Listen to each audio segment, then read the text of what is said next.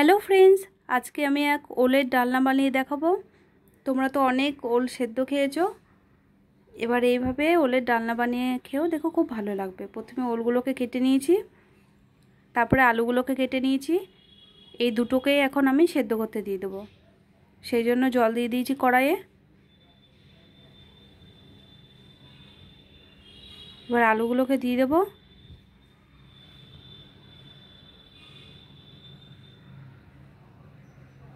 তারপরে এই যে ওলগুলোকে দিয়ে দিচ্ছি, দুটোকে এখন খুব ভালো করে সেদ্ধ করে নিতে হবে।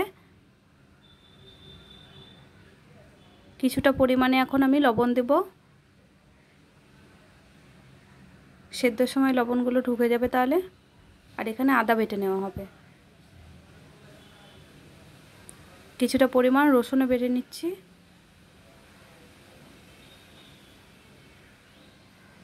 ওল আর আলুগুলো আমার সেদ্ধ প্রায় হয়ে এসেছে, এবার নামিয়ে নেব।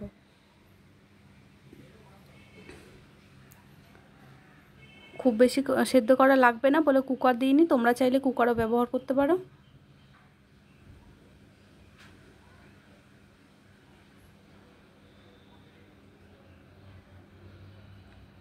দেখো আমার সেদ্ধ হয়ে গেছে, তুলে নিয়েছি। আর এই জলটা ফেলে দিতে হবে।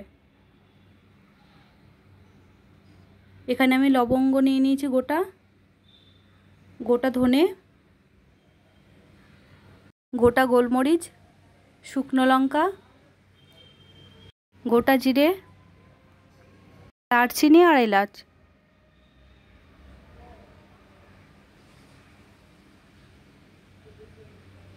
এগুলোকে আমি কাঠখোলায় ভেজে নেব।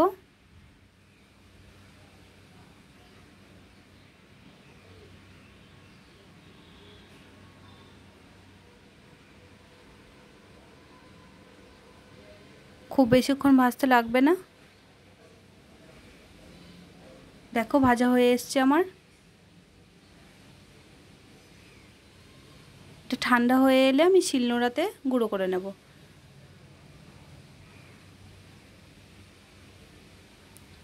এবার আমি কড়াই বসিয়ে দিচ্ছি, তেল দিয়ে দিলাম।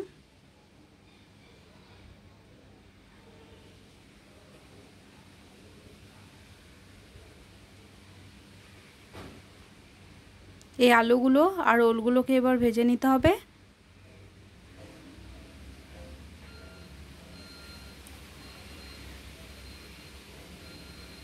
প্রথমেই আমি ওলগুলোকে ভেজে নেওয়া হবে।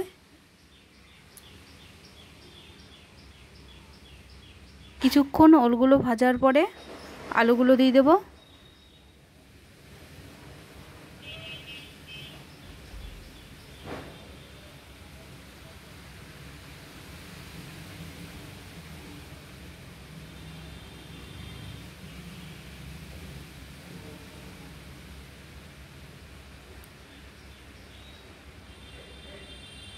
দুটোকেই খুব ভালো করে ভেজে নিতে হবে।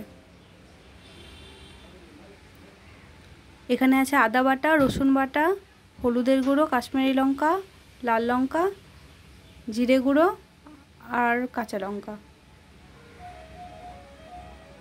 কিছুটা পরিমাণ পেঁয়াজ কুচি, আর এখানে কিছুটা পরিমাণ চিনি দিয়ে দিলাম।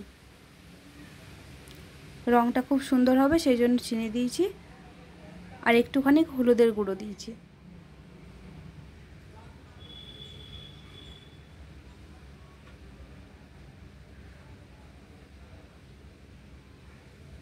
ওল আর আলুটাকে খুব অবশ্যই কিন্তু খুব ভালো করে ভাজতে হবে।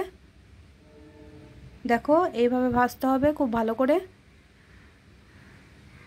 ওগুলো আমার ভাজা হয়ে গেছে। এখানে তেজপাতা, শুকনো লঙ্কা আর কালো জিরে দিয়েছি ফোড়নে।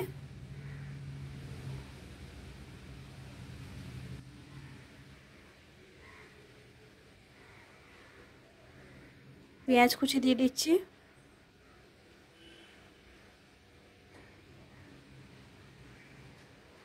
পেঁয়াজগুলোকে কিছুক্ষণ ভাজা ভাজা করে নিতে হবে।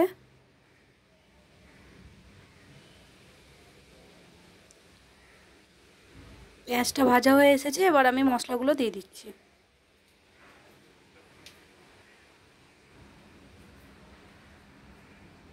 বাটি ধোয়া জলটাও দিয়ে দিলাম। আর কিছুটা পরিমাণে লবণ দিলাম।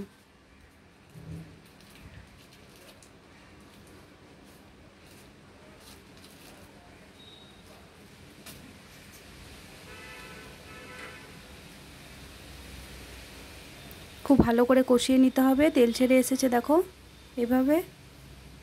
আর ওল আলুগুলোকে দিয়ে দিচ্ছি এবার।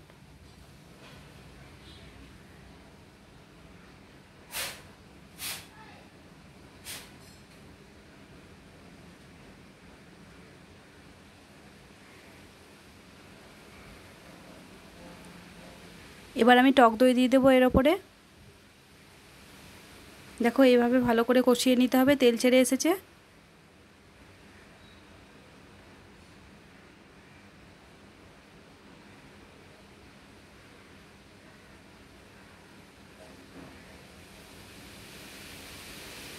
টক দই দিয়ে দিয়েছি।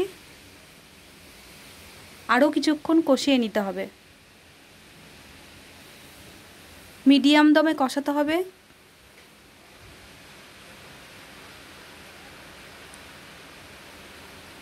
যত ভালো করে কষাতে পারবে তত টেস্টটা বাড়বে।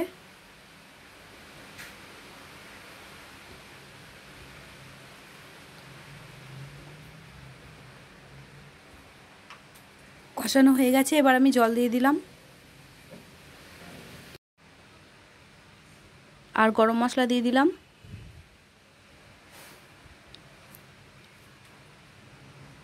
ঝোলটা আমার ফুটে এসেছে। দেখো দম কমিয়ে দিচ্ছি এবার।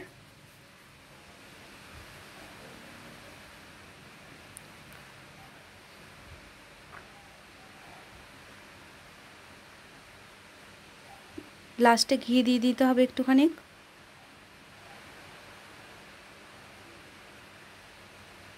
তা রেসিপিটি আমার যদি ভালো লেগে থাকে তাহলে লাইক করো, পাশে থাকা বেলটি অন করে দিও, আর চ্যানেলটি সাবস্ক্রাইব করে দিও।